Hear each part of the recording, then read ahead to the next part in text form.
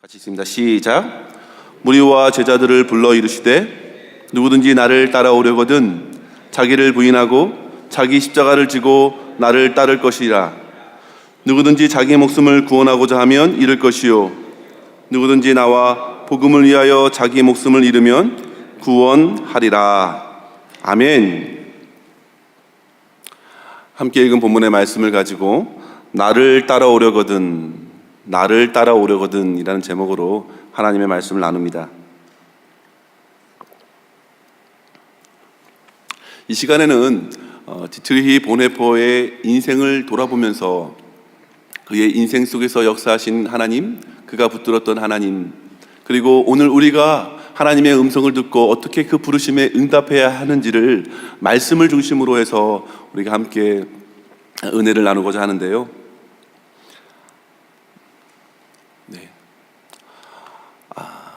디트리히 보네포, 여러분들은 저 사람을 아십니까? 들어보신 적은 있으신지요? 저도 사실 디트리히 보네포 잘 몰랐습니다. 저는 교육학을 전공한 터라 아마도 신학과를 전공했으면 디트리히에 대해서 좀 들어봤을 텐데, 저는 교육학과를 나와서 디트리히에 대해서 신학교에 다니면서도 잘 듣지 못했습니다. 신학대학원에 들어가서는 조금 강단에 서시는 목사님들께서 보네포가 어떤 이야기를 했고 어떤 삶을 살았는지 잠깐 예화로 들려주셨을 때 보네포 이야기를 하셔서 그때 좀 기억이 나고 친밀하게 보네포에 대해서 저는 알아보지 못했는데, 이번 기회를 통해서 그의 책들을 읽어보고 그가 어떻게 살아왔는지를 알아보니 정말 배울 점이 많은 인물입니다. 그는 상당한 영적인 통찰력을 갖고 어둠과 전쟁의 시대를 믿음으로 살아왔던 사람입니다. 그래서 많은 현대인의 그리스도인들이나 목회자들, 신학자들에게 큰 도전을 주고 교훈을 주는데요. 저도 이제 막 보네포에 대해서 알아가고 있기 때문에 성도 여러분, 여러분들도 함께 이 강의가 아니죠, 이 말씀을 통하여 좀 도전 받으셔서 디트리히 보네포는 어떠한 책을 썼고 또 어떠한 삶을 살았는지 더 자세하게 알아보고 그를 통해서 부어주신 하나님의 큰 은혜들을 또 다른 시간을 통해서도 더 연장돼서 은혜를 누렸으면 좋겠습니다. 그는 한마디로 목회자였고 신학자였고 또 베를린 신학교의 교수였고요, 나치에 대항했던 한 스파이로 또 살다가 마지막에는 그의 일생의 마지막 2년은 감옥에 갇혀서 끝내는 교수형에 처하며 하나님의 품에 안겼던 순교자입니다. 어떤 이는 그를 독일의 양심이다 이렇게 부르기도 합니다. 비겁하지 않은 독일의 천재 신학자다 이렇게 일컫기도 합니다. 그는 21살의 나이에 박사학위 논문을 썼는데, 당시에 상당한 영향력을 끼쳤던 칼 바르트, 여러분들 한 번씩 들어보셨는데요, 그 신학자가 그의 논문을 보면서 경탄을 금하지 못하였습니다. 천재적인 글이라고 호평하였습니다. 뿐만 아니라 24살의 나이로 그가 베를린 대학의 교수 시험에 합격하면서 최연소로 교수의 역할을 하는데요, 그만큼 천재적으로 그는 신학 사상을 펼쳤던 것이죠. 또한 어떤 분은 그를 행동하는 영성가다, 폭력의 시대에 비굴하지 않고 오히려 그것을 거슬려 살았던 목회자다, 그의 삶에서는 우리는 희생과 제자도의 삶을 보게 된다, 이렇게 그를 칭찬합니다. 왜냐하면 그가 살았던 당시의 사회는 1차 세계대전, 2차 세계대전을 통과하는 시대였기 때문입니다. 히틀러의 독재 정권의 그 혼란스러운 그 시기에 신앙의 양심을 굳게 지키고 오히려 독재 정권에 항거하고 저항하다가 그렇게 희생하기까지 이르렀던 디트리히, 그의 일생을 통해서 우리는 큰 도전이 되는데요, 그의 일생의 생애는 39년밖에 되지 않습니다. 저보다 더 어리게 사셨어요. 그런데 하신 일은 너무나도 많으셔서 참 존경스러운데요. 그가 마지막 2년의 감옥 생활을 하면서 수많은 신학적인 묵상에 대한 글들을 적고 남겼습니다. 그리고 결국 그는 1945년에 4월 9일, 오늘이 4월 5일이잖아요. 4월 9일에 아침에 교수형을 당하게 됩니다. 불과 히틀러가 스스로 목숨을 끊기 21일 전에 히틀러의 명령에 의해서 사형이 집행이 됩니다. 그래서 하나님의 품에 안기게 되었는데요. 히틀러가 죽고 나서 한 달 이후에 이제 종전이 되고 디트리히가 어떻게 마지막 강제 수용소에서 생애를 마쳤는지를 플로센브로크 그 강제 수용소에 일을 하였던 담당 의사의 고백을 통해서 우리는 엿보게 되는데요. 그 의사의 말이 이렇습니다.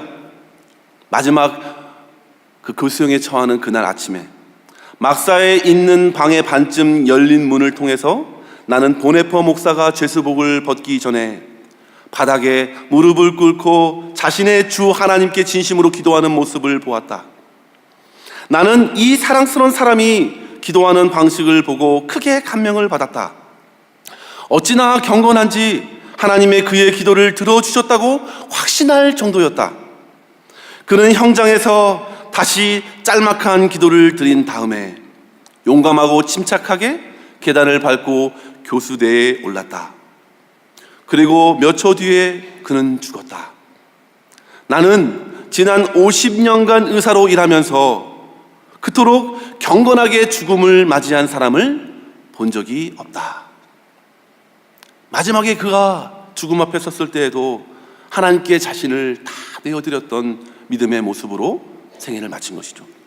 보네퍼는 그가 고난당하는 이들과 함께 고난당하는 것, 그것이 바로 그리스도인의 순전한 의무라고 말했습니다. 그것이 오히려 특권이고 영예라고 말했습니다. 왜냐하면 우리 주 예수 그리스도께서 그 길을 걸으셨기 때문이죠. 자기보다 먼저 그곳에서 죽어간 많은 유대인들을 생각하고 고난에 참여하는 것이야말로 하나님께서 허락하신 특권이고 이것은 나에게 주신 기회구나. 성도 여러분, 사실 보네퍼의 인생을 이 지금 짧은 시간에 디테일하게 나눌 수는 없겠습니다. 그래서 더 아쉬움이 있는데요. 가장 최근에 나온 그의 전기를 보면은요, 약 800페이지가 되는 아주 두꺼운 책인데, 저도 그 책을 면밀히 살펴보지는 못하였지만 그의 짧은 인생 속에서 그는 얼마나 많은 경험을 했는지 모릅니다. 그의 가정 환경이 유복했기 때문에 그는 사회 부유층과도 교제를 하였었고, 그리고 그는 참으로 밑바닥에 있는 미국을 방문하면서 할렘가에 있는 흑인들과 가난하고 소외된 많은 사람들의 눈물을 보았고 복음으로 그들을 섬기면서 예수님의 마음을 품기 시작했습니다. 가장 높은 곳에서부터 가장 밑바닥에서 굶주리고 있는 사람들을 보면서 그는 예수님을 경험하게 된 것이죠. 그는 그의 사회적인 폭은 너무나도 넓었습니다. 그는 신학교 교수였고 많은 지식을 획득할 수 있는 그런 가정 환경에서 자랐습니다. 그러한 인생을 살아가면서 근데 그의 마지막은 어떻습니까? 나라의 어지러움으로 인하여 그는 결국 감옥에 갇히게 되었고 마지막을 그렇게 다른 사람들이 볼 때는 참 안타깝게 죽은 것 같이 죽었지만 그는 그렇지 않았습니다. 그는 처음부터 끝까지 나라에게 찾아오신 예수님 그 한 분을 바라보면서 믿음으로 길을 걸어갔던 사람입니다. 우리는 그의 인생을 보면서 참 대단하다, 보통 사람이 아니라 피범한 사람이다 이렇게 생각할 수도 있겠지만 그는 자기 자신을 생각해서 이렇게 말합니다. 그는 그가 쓴 책 나를 따르라 라는 책에서 비범한 것에 대해서 다시 재정의를 내립니다. 그리스도인들의 비범함은 세상에서 말하는 특출한 것과는 거리가 멀다고 말합니다. 겉으로 드러난 어떤 화려한 업적이 비범하다고 세상은 말하지만 디트리히는 그의 책에서 분명히 말합니다. 비범한 것은 어떤 화려한 양력과 관계가 없다. 어떤 똑똑하거나 탁월한 재능을 지닌 것이 비범함이 아니다. 비범한 것은 원수까지도 사랑하는 행동이며 예수의 뜻에 단순하게 순종하는 것이다. 비범한 것은 아주 단순한 것이다. 그의 삶 순간순간에서 그가 고백하고 그가 기록했던 책의 내용처럼 그는 순간순간에 어떤 것이 하나님의 선택일까?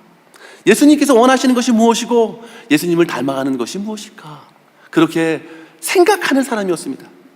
생각하고 결정하는 것이죠. 그에게 비범한 것은 다른 것이 아니었습니다. 방향을 주님께로 틀고 주님께로 트는 것이 시작인데요. 비범함의 시작인데요.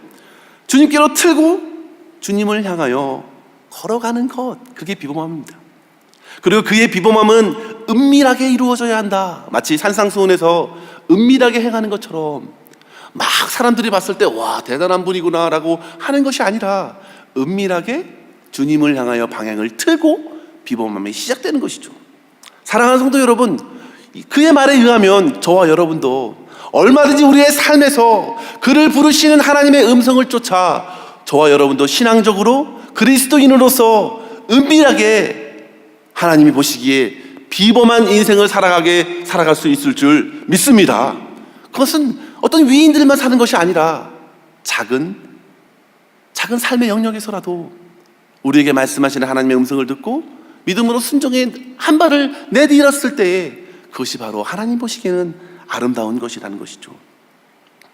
보네포가 그렇게 여러 고비고비마다 주님께 응답하였고 그렇게 살아왔을 때 하나님께서 분명히 그를 통해서 많은 역사를 이루어 가신 줄 저희는 믿습니다. 오늘 이 본문을 선택한 이유도 여기에 있습니다. 그를 부르신 것처럼, 그리고 그가 책을 써서 주님을 따르라고 외쳤던 것처럼 저와 여러분이 주님의 부르심 앞에 있었을 때에 아무든지 나를 따라오려거든 자기를 부인하고 자기 십자가를 날마다 지고 나를 쫓을 것이다. 이 말씀을 함께 묵상하면서 저와 여러분이 함께 주님을 따라가고자 하나님께서 은혜 주시기를 간절히 소망하면서 이 말씀을 함께 묵상하려고 하는 것입니다. 그런 의미에서 우리 성도 여러분, 다시 한번 우리 34절과 35절 다시 한번 읽어볼까요? 같이 한번 읽습니다. 시작. 무리와 제자들을 불러 이르시되 자기를 부인하고 자기 십자가를 지고 나를 따를 것이니라. 누구든지 자기 목숨을 구원하고자 하면 잃을 것이요 누구든지 나와 복음을 위하여 자기 목숨을 잃으면 구원하리라. 아멘.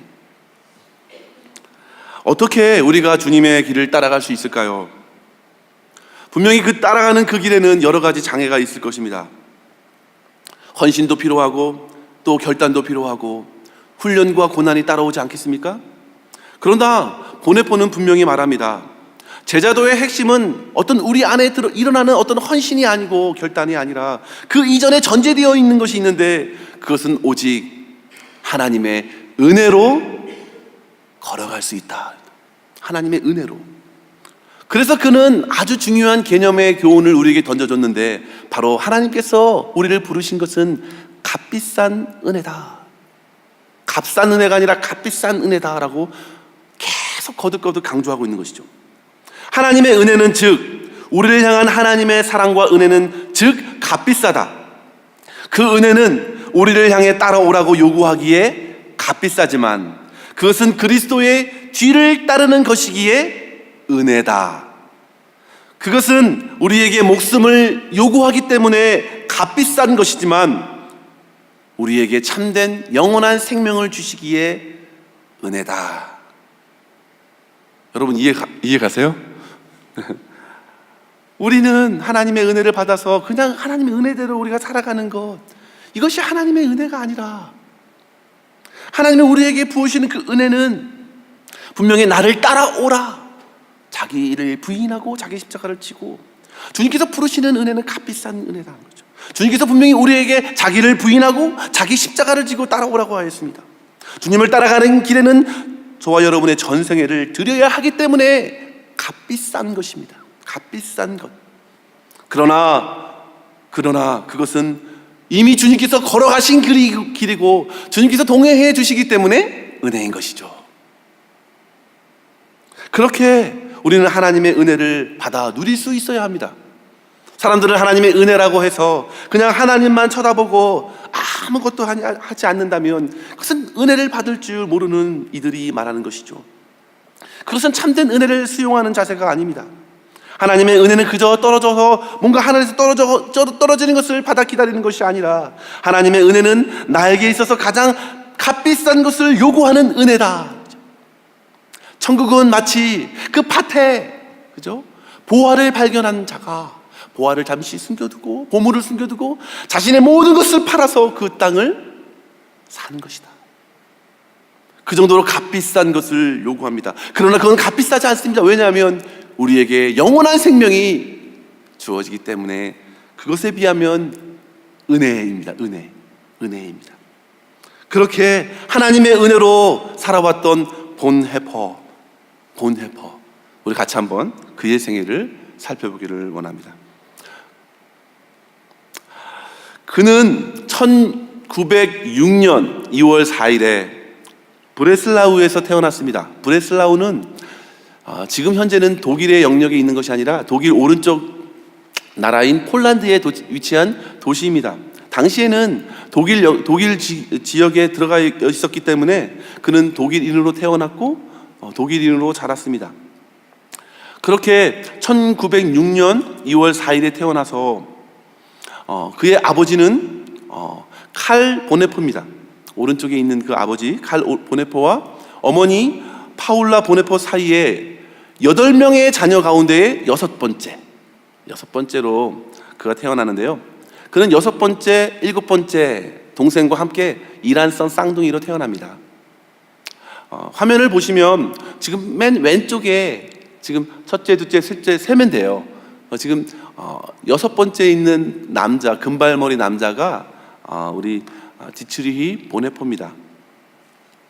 그의 아버지는 어떤 분이시냐면 당시에 독일에서 유명한 정신분석학 의사였습니다.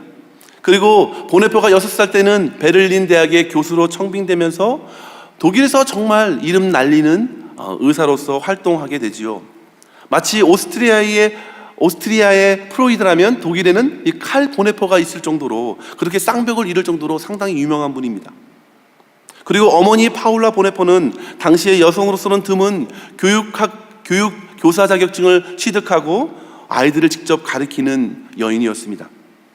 그의 가족 사진을 보시면 첫째 형 칼 프리드리히, 그 다음에 발터, 클라우스, 우르슬라, 크리스티네, 그리고 디트리히, 자비네, 그 다음에 아직 태어나지 않았던 주잔네까지 8명이죠. 이들은 얼마나 행복한 시절을 보낸지 몰라요. 어머니가 특별히 가정적이기 때문에 다 어릴 때 아이들을 교육을 하였습니다.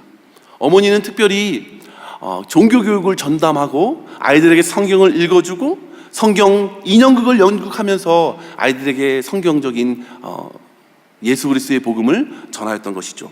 뿐만 아니라 어머니는 여러 가정교사를 고용해서 아이들에게 문학적으로, 예술적으로 또 많은 재능들을 키워주는데 힘씁니다. 사실 이 보네포의 가족은 명망이 있는 가정입니다. 그 아버지 측의 그런 부계의 그 역사를 보면 15세기까지 보네포 가정이 올라가는데요. 그 가정에 많은 신학자들이 배출되었고 예술가들도 있었고 정치인, 법률가, 정말 기라성 같은 많은 인물들이 나왔던 가족이었어요. 어머니도 마찬가지입니다. 어머니의 아버지는 황제를 모시고 있는 궁정 설교가였고 그의 할아버지는 19세기에 아주 유명한 교회사가로서 이름을 날렸던 아우구스트 폰 하제였습니다. 어찌되었든 가정 환경이 상당히 좋았다라는 말이에요. 그리고 화목했고, 그리고 좋은 환경 속에서 어머니의 사랑과 가르침 속에서 잘 배웠다. 디트리히는 잘 배웠다. 그래서 기초가 탄탄하다. 그리고 말씀도 좋아하고 그렇게 어린 시절을 보냅니다. 그런데 그의 이러한 안정된 가정 환경 속에서 찾아오는 위기가 있었어요. 그것은 바로 전쟁입니다. 그의 나이 8살에 1차 세계대전이 발발하잖아요. 1914년도 1차 세계대전이 발발하고 큰형과 둘째 형, 그러니까 칼 프리드리와 발터가 나이가 됐으니까 전쟁터에 나갑니다. 그런데 둘째 형이 전쟁에서 죽게 됩니다. 그러면서 부모님들은 삶의 의욕을 잃었고 1년이 넘도록 그 고통 속에서 헤어나오지 못했습니다. 그런 상황 속에서 자녀들은 어떻을까요? 사랑하는 발터 형을 많이 따랐던 본헤퍼도 마찬가지였습니다. 형을 통해서 죽음이 가져오는 충격을 느꼈던 것이죠. 그가 12살에 일어난 일이었기 때문에 청소년기에 그가 겪었던 아픔은 컸습니다. 그러나 그는 그 순간에 오히려 하나님의 은혜를 받은 듯 합니다. 왜냐하면 그 무렵이 살짝 지나고 나서 그는 13살에 이르렀을 때에 그는 하나님의 말씀을 연구하는 신학자가 되기로 결정하거든요.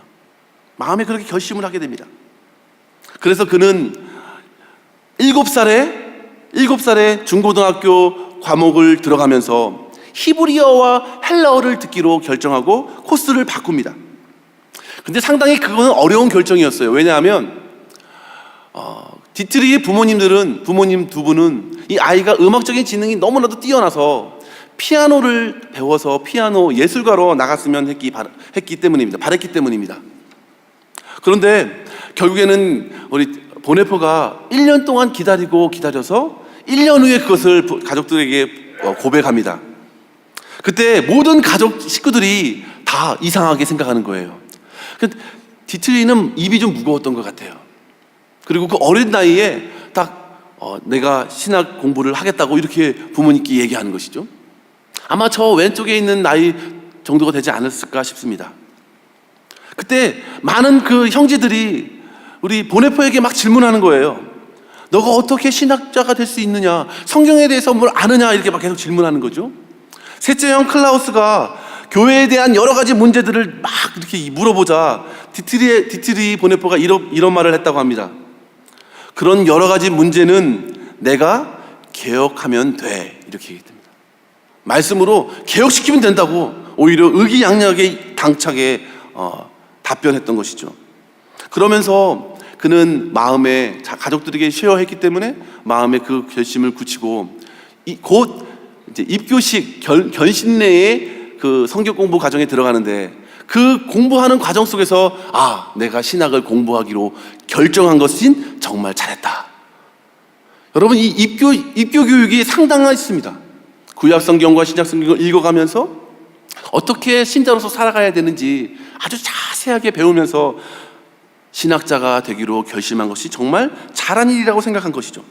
그리고 그 이후에 그는 하나님의 인도함을 받고 1921년에 11월 달에 있었던 한 부흥 집회에 참석하게 되는데요. 그의 나이 15살밖에 되지 않았습니다. 그때에 그 전도 집회에 참여하는데 당시 구세군 대장이었던 브라멜 부스의 메시지에 큰 감명을 받았습니다. 그때 그 감명을 받고 은혜를 받고 그 전도 집회에 계속 나가는 거예요. 이 어린 아이가 계속 그 집회에 참석하게 되고 말씀의 은혜를 받고 또 그 집회 가운데 회심한 많은 사람들을 보면서 집에 와서 간증을 하기 시작하는데요. 오늘 집회 때 어느 사람이 주님을 영접했다고, 좋은 일이 일어났다고, 그렇게 가족들에게, 믿음이 좀 덜했던 가족들에게도 그렇게 뜨거운 마음으로 은혜를 나눴던 적이 있습니다. 그리고 이제 나이가 들어서 이제 그가 대학교에 갈 나이가 되었던 것이죠. 그런 상황 속에서 여러분 생각해 보십시오.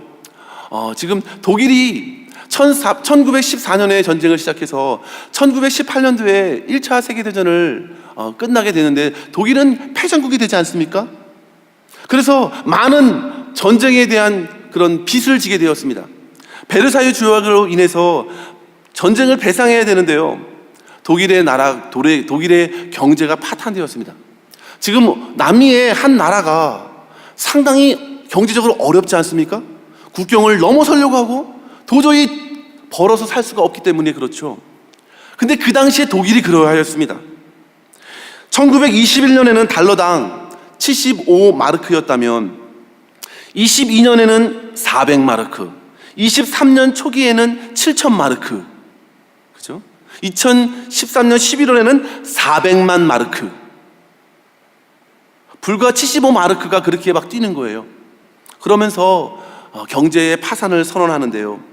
1923년에 한 끼의 식사를 먹기 위해서는 10억 마르크가 필요했다.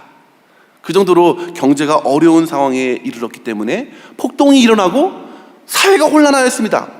이러한 시대적 상황 속에서 이제 히틀러나 이런 사회주의 외쳤던 정치인들이 이제 꿈틀거리기 시작했던 것이죠. 그런 상황 속에서도 우리 디트리히는 그런 경제적인 어려움, 나라의 어려움에도 불구하고 여행을 즐겨 했습니다. 그래서 형과 로마를 여행하기 시작하는데요. 로마를 방문했을 때 그가 깜짝 놀랍니다. 로마의 그 가톨릭 성당에서 미사를 지내는데 많은 백인, 흑인, 여러 인종들이 여러 대륙에서 온 가톨릭이기 때문에 여러 민족이 와서 함께 미사를 지내는데 얼마나 아름다워 보였는지, 그러면서 교회란 무엇인가에 대해서 생각하게 돼요. 깊이 생각하고 끝내는 그 주제를 가지고 그가 3년이 지난 후에 박사학위 논문에 그 질문에 대한, 교회란 무엇인가라는 질문에 대한 논문을 쓰게 되는 것이죠. 그 논문의 제목이 바로 성도의 교제입니다. 그러한 박사학위 논문을 써서 그가 이제 많은 사람들에게 알려지기 시작했던 것이죠. 그때가 불과 1927년 21살의 나이입니다. 그때 그 대학 교수에서 베를린 신학교에서 만난 두 분의 교수가 있는데요. 그에게 많은 영향을 끼쳤던 분입니다. 왼쪽에 있는 분은 하르낙 교수인데요. 잘 모르시죠? 이분은 자유주의 신학자 슐라이어 마커의 제자입니다. 당시 한 60세, 70세 정도 되는 때의 시대를 살았는데, 당시에 1900년대는요, 자유주의 신학과 또 근본주의 신학이 막 싸우던 시대예요. 그래서 제대로 교회 강단에서 복음이 선포되기보다는 신학적 논쟁이 많았던 시대였습니다. 신학교도 마찬가지였습니다. 이 하르낙 교수는 완전히 자유주의 신학자거든요. 그런데 이 교수 밑에서 우리 그 디트리히 보네포는 어떻게 논쟁할지를 배우는 거예요. 성경적인 생각을 가지고 어떻게 이 교수를 설득할지를, 그러면서 자기 스스로의 학문을 확장시키게 되는 것이죠. 그리고 잠시 후에 만났던 칼 바르트, 오른쪽에 있는 분인데요. 그분은 상당히 그 당시에 이 자유주의 신학 사상을 역전시키고 깨트리는 신학자로서 아주 정평이 나 있었습니다. 그분은 하나님의 초월성을 역설하고 하나님의 계시를 강조하는 것이죠. 자유주의 신학자는 인간의 이성을 앞세우다 보니까 성경이 하나님의 말씀으로 다가오지 않습니다. 믿지 못하는 것은 난도질하는 것이죠. 그것을 제쳐놓고 하나님의 말씀은 이해할 수 있는 것만 받아들이는 것이죠. 그러나 이 칼바르트는 그렇지 않다. 하나님의 초월성을 오히려 역설하고 하나님의 계시의 말씀을 전합니다. 디트리히는 칼바르트의 영향을 통해서 하나님의 말씀, 성경을 하나님의 거룩한 정경으로 보게 된 것입니다. 그래서 오히려 더 신학적인 토대가 단단해지게 된 것이죠. 그러면서 그의 박사 논문은 아주 정평이 날 정도로 우수한 논문으로 맞춰지게 되었던 것이죠. 그렇게 해서 학교를 졸업하였는데 21살의 나이입니다. 그래서 그는 너무너무 어리잖아요. 21살의 목사가 될 수는 없었습니다. 그래서 결국에는 부교육자 생활을 하기로 결단하는데요. 결국에는 그는 스페인 바르셀로나에 있는 독일인 교회, 이민교회에 가서 1년 동안 부목사의 실습을 할 수 있는 기회를 얻습니다. 그곳에 가서 이제 설교를 하게 되었는데요. 담임 목사님께 익숙했던 많은 성도들이 이 부목사가 말씀을 전하는데요. 어땠을까요? 은혜가 되었을까요? 없었을까요? 엄청나게 은혜가 되는 거예요. 말씀을 너무 잘 전하고 너무 논리적이고 너무 깊은 거예요. 그때 전했던 말씀이 책으로 나와 있습니다. 21살에 전한 말씀이. 저도 정말 어떻게 이런 말씀을, 통찰력이 있을까? 당시에 그 바르셀로나 교회를 담임했던 올브라이트 목사님은 아예 여름을 통째로 독일로 가서 여행을 하면서 교회를 돌아오지 않았다고 합니다. 긴 휴가를 보내면서 틈만 있으면 보네포를 강단에 세우기 시작했습니다. 그런 상황 속에서 조금 교회가 좀 분열이 일어날 수도 있었겠다 생각이 되지만, 보네포는 정말 부교육자다운 부교육자였어요. 담임 목사님을 더 잘 모셨습니다. 그리고 목사님이 요청하는 대로 다 깍듯이 대하고 존경했다고 합니다.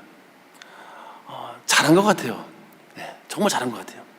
그 디트리히는 교육부서까지 맡게 되었는데요, 처음 예배 드렸을 때 몇 명이 왔을까요? 지난주에 지지난주인가요? 김영수 목사님도 질문했는데, 처음 교육부 예배를 드리는데 몇 명이 왔을까요? 한 명이 왔습니다. 한 명, 그 중고등부 그 청소년 소녀 한 명이 왔어요.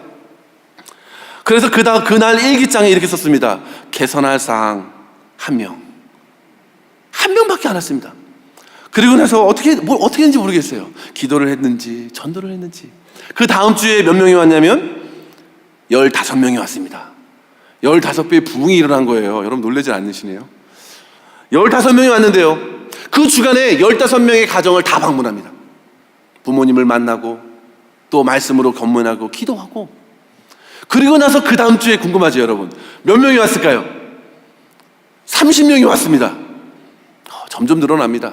그리고 나서 어떻게 해서 또 신방을 하는 거죠. 똑같은 기간인데 또 신방을 합니다. 그 다음 주에는 몇 명이 왔을까요? 그 다음 주에도 30명이 왔습니다. 더 이상 사람이 없어요. 바르셀로나에 그 당시에 교민이 6,000명 정도밖에 안 됐습니다. 어찌됐든 한 명의 성도 중에서 그가 어린아이들을 참 사랑했거든요. 아이들과 대화하고 어려운 질문을 던지고 즐겁게 노는 것을 너무 좋아했습니다. 그리고 그가 잘 좋아했던 것은 세례교육, 입교교육, 교리로 아이들에게 질문하고 던지고 받는 것, 그리고 같이 놀아주는 것, 야외에 나가서 함께 들판에서 뛰놀면서 아이들과 함께 호흡하는 것이죠. 그렇게 아이들과 지내다 보니까 아이들의 마음은 오픈되고 디트리 전도사님을 따라가는 것이죠. 그러나 그렇다고 해서 디트리가 그냥 단순한 그 복음을 전한 것이 아닙니다. 오히려 그 아이들에게 어떠한 주제로 전했는가, 우리가 엿볼 수 있는 부분이 있는데요, 22살의 그 설교자가 어린아이들에게 설교했던 내용은 다른 것이 아니었습니다. 종교와 기독교가 왜 다른가? 한마디로 그가 이렇게 설교했다고 합니다.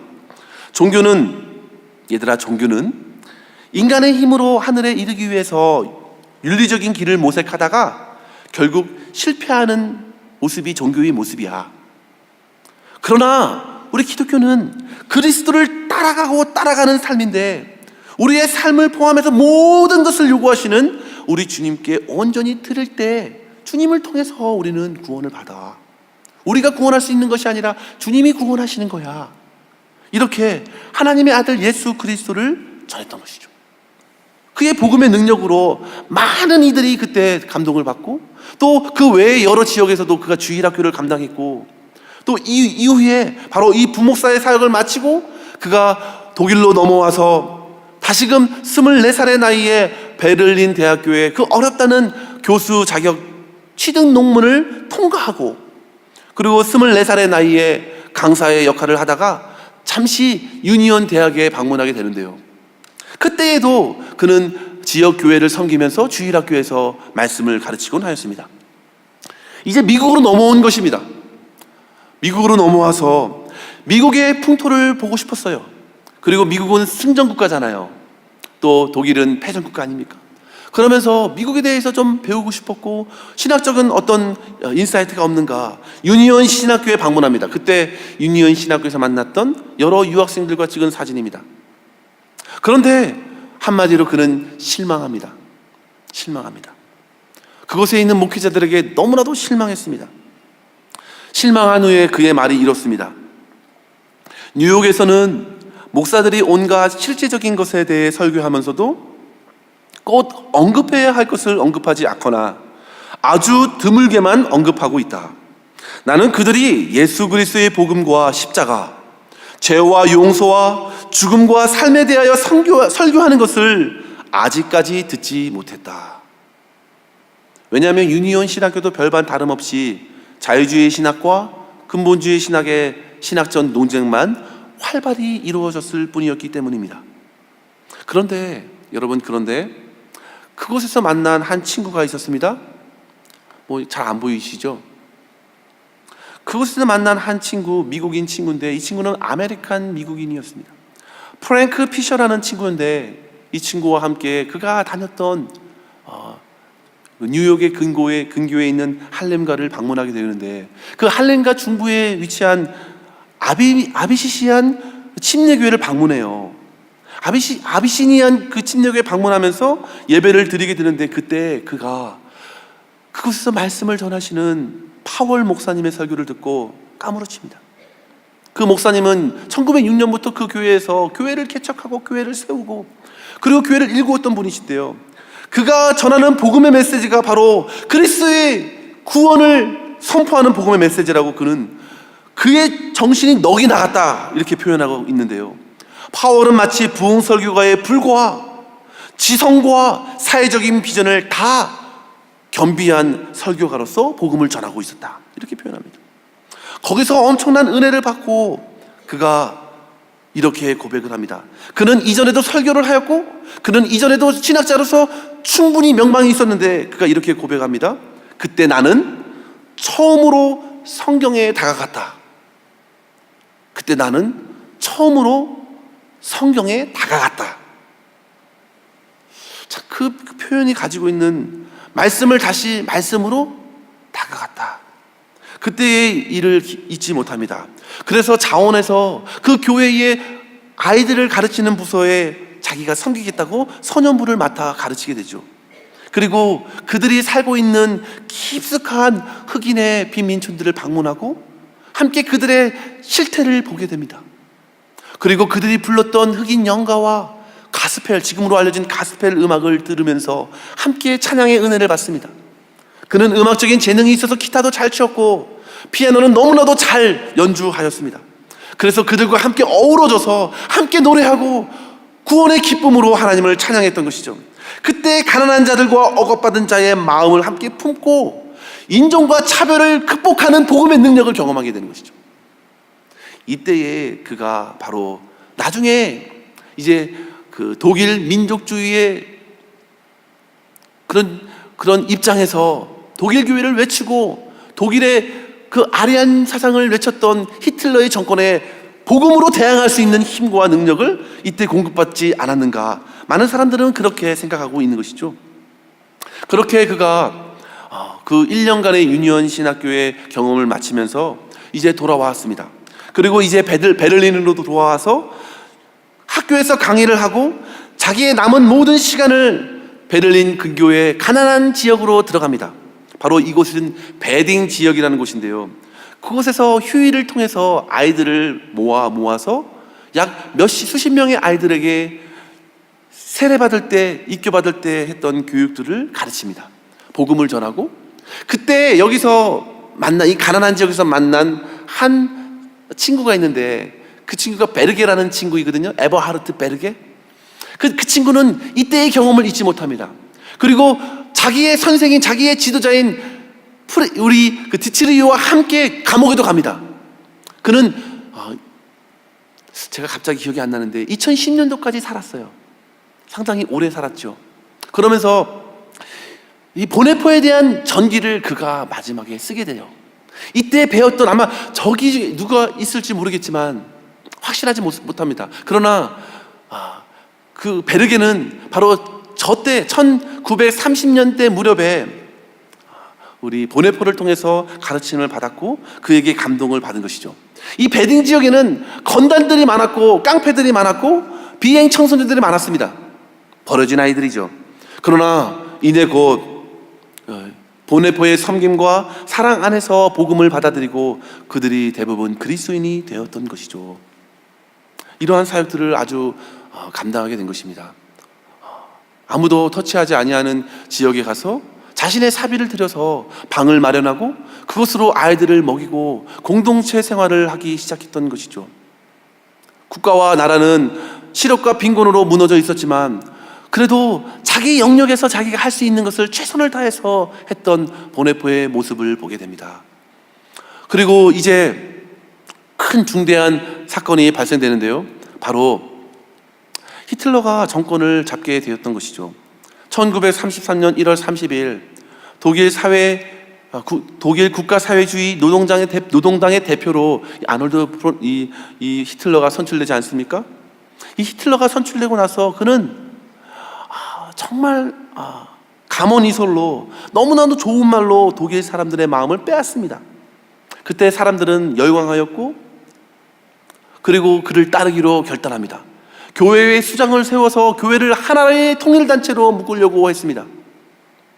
그러다 보니까 교회도 이제 분련이 일어나기 시작했던 것이죠. 자기를 반대했던 사람들을 이제 가두기 시작하는데요. 그가 집권을 한 지 이제 2개월이 남짓되지 않은 때에 강제 수용소를 마련하고 그것으로 계속 자기의 반대했던 정치 세력들을 잡아버리고 가두고 고문하고 죽이기에 이르게 된 것이죠. 이러한 나치당은 극단적인 민족주의를 표방합니다. 그에 반하는 많은 사람들은 국가의 이름으로 처단하였고, 특별히 사람의 가치가 인종에 따라 구별된다고 생각하는 그들의 인종관 때문에 아리안 조항을 만들어서 아리아인 외에는 일을 할 수 없습니다. 독일 성직자도 될 수 없습니다. 공무원도 될 수 없습니다. 제대로 장사할 수도 없습니다. 특별히 히틀러는 유대인 혈통을 핍박하였습니다. 우리가 잘 알다시피 무려 600만 명의 유대인들이 학살이 되는 때가 바로 이때이죠. 그렇게 히틀러는 나라를 휘어잡았습니다. 그리고 정치, 언론, 문화, 종교, 법률 다 잡았습니다. 이러한 일들을 미리 감지했는지 디트리히는 히틀러가 정권을 잡은 1월 30일 그 다음 날에 2월 1일 날에 라디오 방송에서 이러한 연설을 보네퍼가 하게 되거든요. 이러한 연설을 합니다. 그는 잘못된 지도자이다. 그는 쉽사리 타락을 할 수밖에 없는 처지에 이를 것이다 라고 하면서 계속 히틀러의 정권에 대해서 반해서 경고의 메시지로 연설을 하는데, 연설 도중에 방송이 끊깁니다. 그만큼 히틀러의 영향력이 얼마나 컸다는 것을 보게 되죠. 그렇게 보네퍼는 수차례 자신의 입장을 히틀러 정권에 맞서서 개진합니다. 그러다 보니까 이제 교회가 분열이 되는 것이에요. 독일 교회는 하나로 통일시키려고 하고 있고, 또 히틀러의 정권에 따라서 독일은 국가교회로 세우기 위해서 독일 그리스도인이라는 말을 붙였습니다. 독일 그리스도인은 특별하다. 그러나 그의 모든 행태 속에서 정말 비성경적인 일들이 많았기 때문에 히틀러를 저지하고자 다른 동맹들이 생겨났는데, 그것이 바로 목사 긴급 동맹이었어요. 7,000명의 목사들이 모여서 결성하여 반대한 것입니다. 이러한 상황 속에서 디트리히는 이제 혼란 속에서 잠시 몸을 피하게 되는데요. 영국으로 떠나게 됩니다. 네, 영국으로 잠시 떠나서 2년 동안 거기서 가장 평안을 누리는 목회를 했다, 이렇게 고백을 하는데요. 그러한 와중 속에서 독일은 더욱더 힘들어졌고, 독일의 고백교회가 생겨나고, 그리고 고백교회를 통하여 히틀러의 정권에 반하는 바르멘 신학선언을 통해서 하나님을 믿는 것은 성경 안에서 주 예수 그리스도를 믿는 것이다 라는 그러한 신조를 세우는 것을 듣고 또 그도 동참하게 됩니다. 그래서 그는 다시금 2년 만에 독일로 돌아오게 되었고, 돌아온 이후에 그는 이제 은밀하게 하나님의 말씀을 가르치지 않으면 안 되었습니다. 그래서 오른쪽에 있는 그 지역인데요, 섬에 그 지역은 징스트 농장의 건물을 지었는데요, 섬에 지은 것입니다. 발트에 있는 작은 섬에 공간을 마련하고 땅을 사고 부지를 사서 건물을 세웠고, 그렇게 학교를 만든 것입니다. 이곳에서 디트리히는 작은 공동체 생활을 하고 목사 후보생들을 길러냅니다. 물론 비밀리에 이루어지는 것이죠. 그렇게 형제의 집이라 불려지는 이 공동체를 통해서 많은 그리스도의 그 교회의 공동체에 대한 소중함을 생각하게 됩니다. 그리고 여름에는 또 핑켄 발데 신학교로 이동하여, 이곳은 어디냐면 폴란드에 있는 한 도시인데요, 시골 마을에 또 다른 공간을 마련하여 또 세미나도 하고 여름 수련회도 하면서 영적인 훈련을 계속합니다. 이 곳에서 훈련은 상당히 엄격했다고 합니다. 아침에 일어나면 아침 식사를 하고 이제 아침 식사 전에 예배를 드리거든요. 45분간 예배를 드리는데 아침에 일어나자마자 아무도 말하지 못하게 했습니다. 그리고 자기의 입으로 하나님의 말씀을 말하기 전까지는 말하지 말자. 우리 디트리는 모든 성경 공부에서 암송 훈련을 많이 했다고 해요. 그래서 하나님의 말씀을 묵상하고 또 고백하면서 하루를 시작한 것이죠. 그러면서 말씀을 암송하고 찬송하고 기도하는 것으로 성경 연구를 시작했던 것이죠. 그렇게 말씀을 듣고 말씀을 들으면서 말씀을 외우면서 공동체 생활에 익숙해졌던 때입니다. 그런데 이곳은 지금 사진에 보시면 이제 토론하는 장면이 있고요. 1935년에 그 신학교에서 졸업했던 사람들의 그런 사진인데요. 근데 2년이 채 불과되지 않은 채 이곳은 이제 게슈타포에 의해서 폐쇄가 됩니다. 이제 걸린 것이죠. 그러면서 많은 목회자들은 도망하기에 이르렀고, 그 당시에 한 해만 해도 8,000명의 목회자들이 붙잡혀서 감옥에 갇혔습니다. 물론 디트리는 그런 순간에서도 목숨을 부지하여 빈집만 있으면 구해서 그곳에서 사람들을 모이게 하고 말씀을 가르치고 강의를 했습니다. 그는 말씀을 가르치는 것을 포기하지 않았습니다. 그것이 정말 국가 법에 위배된다 할지라도 하나님의 말씀을 전했습니다. 그러면서 이제 큰 사건이 벌어지게 되는데요. 1938년입니다. 11월에는 크리스탈 라흐트 사건이라고 여러분들 좀 들어보신 분이 있으실 건데요. 수정의 밤이다. 수정의 밤. 유대인들의 예배하는 장소들이 불에 탔습니다. 그리고 유대인들의 가게가 부서지고 유리창이 깨지는 것이죠. 그래서 그 당시에 많은 폭동들이 일어났고 유대인들을 잡아가두기 시작하는데, 그날만 해도 35,000명의 유대인들이 수용소로 끌려가고 모진 고통과 학살을 당했던 그날입니다. 그런데 이러한 국가적으로 폭동이 일어났고 학살의 현장이 일어났는데도 불구하고 고백교회는 아무런 조치를 하지 못하였습니다. 히틀러 정권에 반대하는 고백교회조차도 자기의 교회의 틀 안에 갇혀서 상관하지 않았습니다. 우리는 하나님을 믿는, 예수 그리스도를 믿는 신앙이라고 이야기하면서도 이렇게 처절하게 죽어가는 유대인들을 보면서 아무런 말도 하지 못하는 것 가운데에 거룩한 분노와 울분이 디트리에게 나타나게 되는 것이죠. 그런 상황 속에서 디트리 누나인 크리스티네와 그와 결혼한 한스 폰 도다니를 통해서 히틀러에 대적하는 쿠데타가 일어날 것이야 라는 말을 듣습니다. 한스 폰 도다니는 이제 매형이죠. 그 매형은 히틀러 반대단체에서 비밀 첩보 활동을 하는 한스 오스티와 같이 일하는 사람이었습니다. 그러니까 한마디로 첩보 활동을 하는 사람이었어요. 그러니까 매형이 그렇게 일을 하고 있는 것입니다.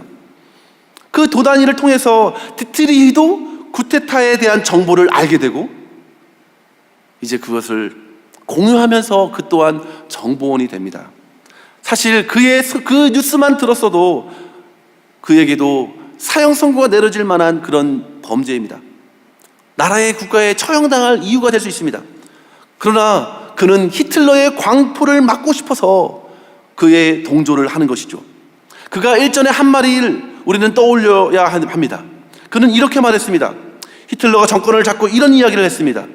술 취한 사람이 운전하는 차에 부딪혀서 결국 죽게 된 그 사람을 위로한달, 그것이 그렇게 위로하는 것이 단지 교회의 할 일인가? 차라리 그 차 자체를 멈추게 해서 더 이상의 희생을 막아야 하지 않은가? 그죠? 그냥 그 차에 죽어가는 영혼들을 건져서 치료하고 위로하는데 교회의 사명이 있는 것이 아니라 그 차를 멈추지 못하도록 교회가 나서야 한다는 것이죠. 그 술 취한 운전자를 잡아야 한다는 것입니다. 그렇게 그는 정보원 활동을 하기 시작하는 것이죠. 그렇게 정보를 나누다가 그에게 이제 한 번에 이렇게 정보원을 나누는 것이죠. 군대에도 반대 대항군이 있었기 때문에 그렇게 그 사령관을 통하여 서로 정보를 나누고 그렇게 어떻게 교회와 또 국가를 새롭게 할 것인지 그렇게 논의하고 그들과 교제하기 시작했습니다. 그러던 차에 그가 한번 또다시 미국에 가게 되었던 경험이 있는데요. 유니온 신학교에서 강의를 해달라고 요청을 계속해서 그가 미국에 한 번 더 방문하게 됩니다. 그의 나이 33살이었는데요. 젊은 나이에 미국에 다시금 들어가는데 그때 만난 교수가 있었는데 그 교수는 바로 니버라는 사람입니다. 라인홀드 니버는 상당히 지금도 우리에게 잘 알려져 있는 신학자인데요. 그때 디트리히가 미국에 좀 남아서 많은 미국의 신학교들이 많이 있으니까 강의를 하고 세미나를 하면서 좀 신학생들을 좀 양성하는 데 도움을 주기를 원했습니다. 그가 여러 스케줄들을 짰고 빡빡하게 그의 강의 일정과 세미나 일정을 잡아놨습니다. 그런데 그때에 그의 요청을 보네포는 거부합니다. 그가 이러한 말을 합니다. 지금 절실히 도움이 필요한 국가의 위기 순간을 외면하고 나중에 전쟁 이후에 어떻게 교회를 재건하는 과정에서 제 역할을 할 수 있을까? 그렇게 말합니다. 그리고 다시금 독일로 돌아가고자 결단을 하죠. 그 결단 이후에 그는 그의 심정을 일기장에 표현했는데요.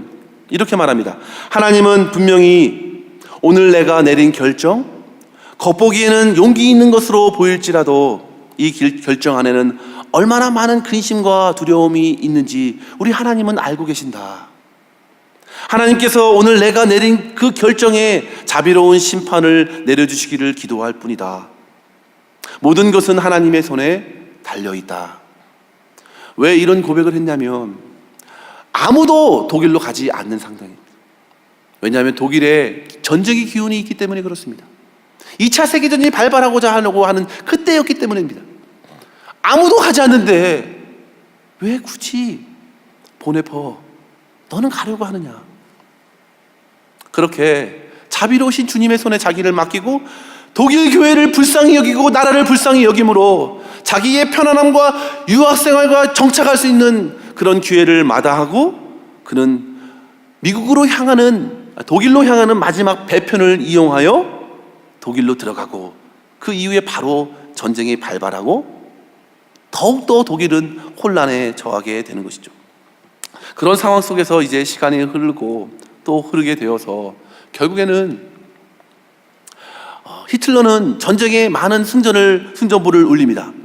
그러나 이 폴란드를 점령하고 가는 곳곳마다 유대인들을 학살하는 거예요. 너무 많은 사람들을 죽이는 거예요. 그래서 반 히틀러 동맹에 있었던 우리 보네포와 그에 따르는 무리들 중에 한 사람이 아주 힘 있는 장군이 첩보를 이제 네덜란드에도 이제 독일군이 점령하려고 합니다. 네덜란드 국가의 많은 사람들을 또 불쌍하게 여기면서 그들에게 언제 공격을 할지를 시간과 때를 알려줍니다. 그 정도로 이렇게 국가의 정책에 반하는 모습으로 행동으로 치닫게 되는데요. 그런 상황 속에서 그가 윤리학 책을 기고를 합니다. 책을 지술합니다. 여러분 같으면 어떻게 해야겠습니까? 나라의 그 군인들이 다른 나라에 가서 전쟁에서 지는 것을 선택하시겠습니까? 아니면 정말 나라를 등지고 적군들에게 우리 나라의 군대가 이때 전쟁을 하니 여러분들은 준비를 하십시오. 어떤 것을 선택할까? 보네포가 이렇게 말합니다. 그의 윤리학 책에서 만일 우리가 그리스도적 가치가 모두 경시되고 짓밟히는 것을 방관하면 그 책임은 모두 우리에게 있다. 만일 국가가 권력을 남용하고 죄 없는 사람들을 살해한다면 그리스도인들에게는 국가에 저항해야 할 의무가 있다. 저항해야 한다. 믿음으로 반응해야 한다. 사람을 살려야 한다. 그렇게 주장하는 것이죠. 이런 상황 속에서 점점 더 저항군을 몰려오는 히틀러의 많은 세력들 때문에 결국 색출되고 마는데 바로 디트리히가 섬기는 상관이 잡힙니다. 그래서 그의 형 매형 이름과 디트리히 보네포 이름이 거론이 돼요. 그래서 이제 표적이 되었습니다. 그러던 중 이제 끝났습니다, 여러분. 저는 좀 디테일하죠. 그러던 중에 아직 결혼을 안 했습니다. 우리 보네포가 결혼을 안 했는데 이제 한 여인을 만나게 돼요. 참 하나님 좀 오묘하시죠. 그렇게 열심히 투사로 일하다가 한 여인을 만나게 되는데요. 그 비밀 단체, 그 비밀 그 신학교 형제단 그룹 안에 있는 그 관계로 인해서 만나게 되는데요. 이 여인을 마리아 폰 베데마이어라는 이 여인인데요. 1943년에 1월 18살이 된 해에, 원래 17살에 만나는데 결혼을 하고 싶지만 나이가 안 되잖아요. 18살이 되는 해에 약혼을 합니다. 그리고 이제 사랑에 빠지게 되는데요. 불과 3개월이 지나지 못하고 보네포는 누나와 매형과 그리고 보네포는 붙잡힙니다. 그리고 나서 2년 동안 테겔 형무소에 갇히게 되는 것이죠. 그래서 약혼한 여인과 편지로 오고 갈 뿐 더 이상 관계를 맺지 못합니다. 그리고 테겔 형무소 그 공간에서, 차디찬 공간에서 1년여 시간 동안을 보내게 됩니다. 그곳에서 그는 독일의 소식을 듣습니다. 히틀러를 암살하고자 했던 여러 계획들의 소식을 편지로 듣습니다. 그런데 매번 실패를 하는 거예요. 매번 거의 죽일 수 있는 기회에 한 명이 배신하고 또 한 명이 등을 돌리고, 그래서 결국 히틀러를 암살하지 못합니다. 그리고 더 많은 사람들이 죽습니다. 암살 계획에 참여한 사람 몇백 명이 잡아서 죽이고, 또 실패하고 한 명의 배신자 때문에 또 일을 그르치게 되고, 자기를 살고자 해서 결국 공적인 일들을, 정말 민족의 원흉이죠. 국가를 무너뜨리는 사람이죠. 저 사람을, 그 히틀러를 처단하지 못하고 그렇게 암살 계획이 매번 실패로 이어지면서 결국 보네포는 이곳에서 거주하다가 이제 마지막에 그가 죽게 되는 플로펜 뷰르크 수용소로 옮겨지고 4월 9일에 죽게 되는 것이죠. 사랑하는 성도 여러분, 한번 그의 일생을 한번 보십시오. 그의 일생을 보십시오. 오늘 본문의 말씀을 한번 보시면, 나를 따라오려거든 자기를 부인하라, 이렇게 말했습니다. 우리 주님께서는 먼저 저와 여러분의 자신을 부인하라고, 우리의 안전의 담들을 허물라고 말합니다. 우리의 자신을 돌아봤던 눈을 잠깐 돌리라고 말합니다. 우리의 유익을 생각하고 자신을 사랑했던 마음을 돌리라고 말합니다. 오늘 34절의 말씀에 보시면, 누구든지 나를 따라오려거든, 주님께서 지금 부르시는 것입니다. 자기를 부인하고 자기 십자가를 지고 나를 따를 것이니라. 여러분, 자기를 부인한다는 것이 무엇입니까? 주님의 부르심에 따라서 자기를 부인하는 것은 자기 사랑을 버리는 것입니다. 자기의 울타리를 내려놓는 것입니다. 자기 유익을 내려놓는 것입니다. 이것에는 회개와 믿음이 따릅니다. 자기를 부인하고 주님을 따라가는 것입니다. 나를 부르신 주님을 따라가는 것이죠. 그리고 그 나를 부르신 십자가를 통하여 은혜를 공급받는 것이죠. 주님을, 아까 전에 앞부분에 말씀드린 것처럼 주님을 따라가는 것의 시작은 무엇입니까? 자기를 가던 길을 돌이켜 주님을 향하는 것입니다. 저와 여러분, 주님께서는 날마다 말씀으로 우리에게 말씀하십니다. 우리가 행동했던 모든 방향을 다시금 점검하고 주님의 말씀 앞에 우리의 방향을 맞추는 것이죠. 그것이 자기를 부인하는 것입니다. 매번 우리는 날마다 말씀을 볼 때마다 자기를 부인하여야 합니다. 날마다 자기를 부인하고 그리고 자기 십자가를 지고 주님을 따라가는 것이죠. 저와 여러분의 방향이 오직 우리 주님의 부르심에 따라, 주님의 말씀에 따라 주님만을 바라보며 걸어가는 방향이 되기를 주님의 이름으로 간절히 축원합니다. 우리의 방향에 주님의 십자가, 주님의 말씀이 우리 인생이 반영이 되어야 됩니다. 뿐만 아니라 두 번째, 성도 여러분, 주님의 따라가는 길에는 분명히 자기 십자가를 지고 걸어가야 합니다. 저와 여러분의 십자가는 무엇입니까? 십자가는 어떤 보상이 아닙니다. 편안함이 아닙니다. 물론 배부름도 아닙니다. 그냥 주님을 따라가는 것이 아니라 자기 십자가를 지고 따라가라고 했습니다. 그 십자가는 다른 것이 아닙니다. 하나님께서 내게 주어진 십자가입니다. 보네포에 말하면 보네포는 자기의 전쟁, 가난, 혼돈, 혼란의 그 시대가 그의 십자가였습니다. 저와 여러분의 십자가는 어디입니까? 여러분들의 삶. 우리 교회의 십자가는 무엇입니까? 엘세레누. 엘세레누, 이 지역이 우리 교회가 감당해야 될 부분이죠.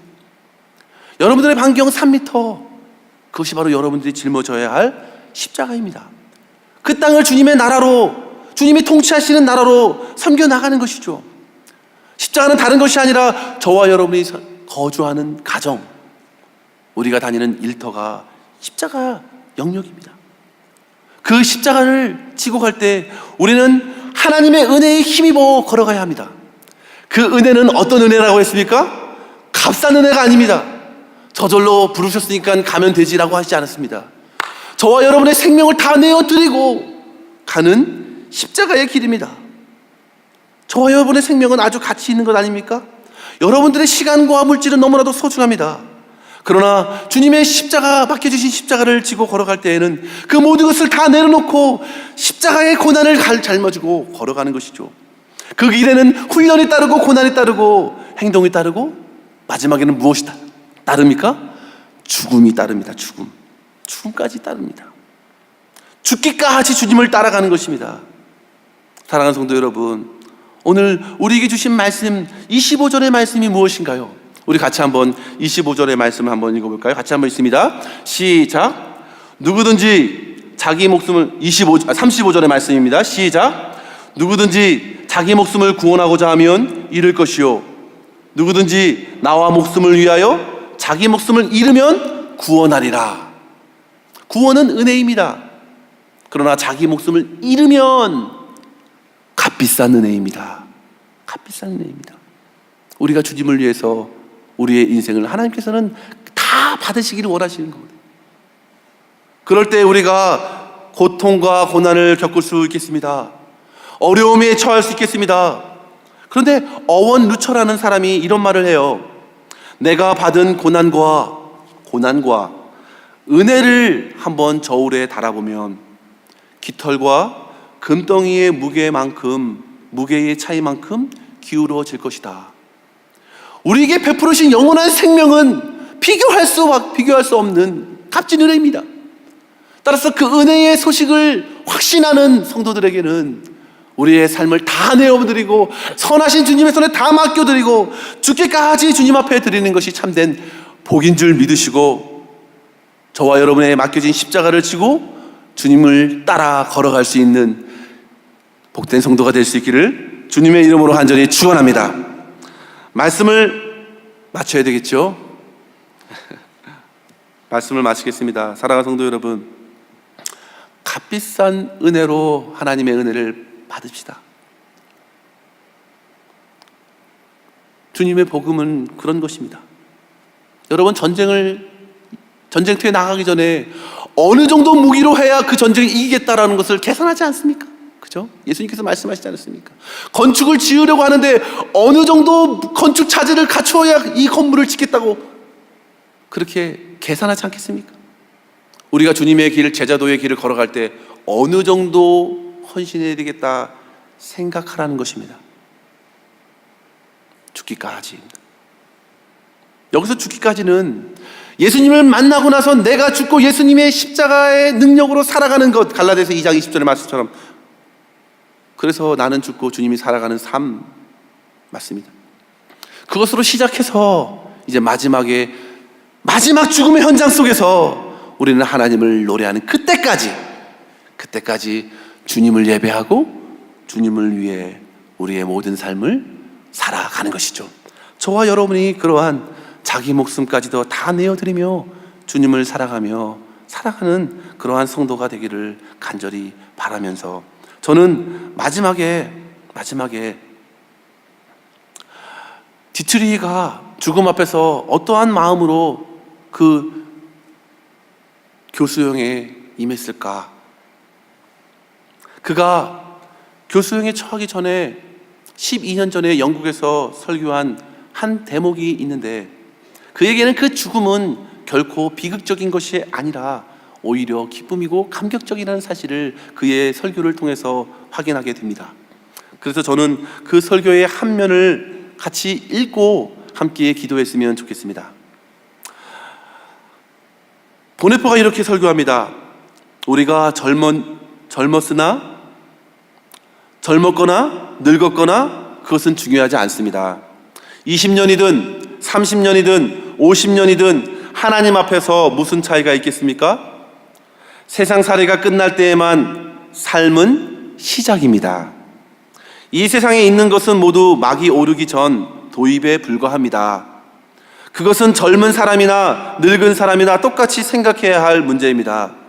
그러니 우리가 죽음을 생각하며 두려워할 이유가 어디 있겠습니까? 죽음이 공포의 대상인 것은 사람이 죽음을 무서워하며 살기 때문입니다.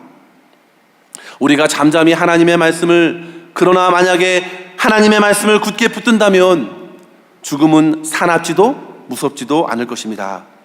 우리가 괴로워하지 않는다면 죽음은 견디기 어려운 것이 아닐 것입니다. 죽음은 하나님을 믿는 이들에게 하나님이 베푸시는 은총이며 가장 큰 은혜의 선물입니다. 우리가 믿음으로 죽음을 변화시키지 않으면 죽음은 지옥과 어둠과 쌀쌀맞은 것이 되고 말 것이지만, 놀라운 사실은 우리가 죽음을 변화시킬 수 있다는 것입니다. 죽음 앞에서도 우리는 믿음으로 죽음 이후에 영원한 생명을 있게 하시는 하나님을 고대하고, 그렇게 겁없이 믿음으로 저와 여러분의 삶을 우리의 삶의 현장에서 불태우고 살아내어야 될 줄 믿습니다. 저와 여러분이 이러한 귀한 성도의 삶을 사시기를 주의 이름으로 간절히 축원합니다. 같이 한번 기도할게요.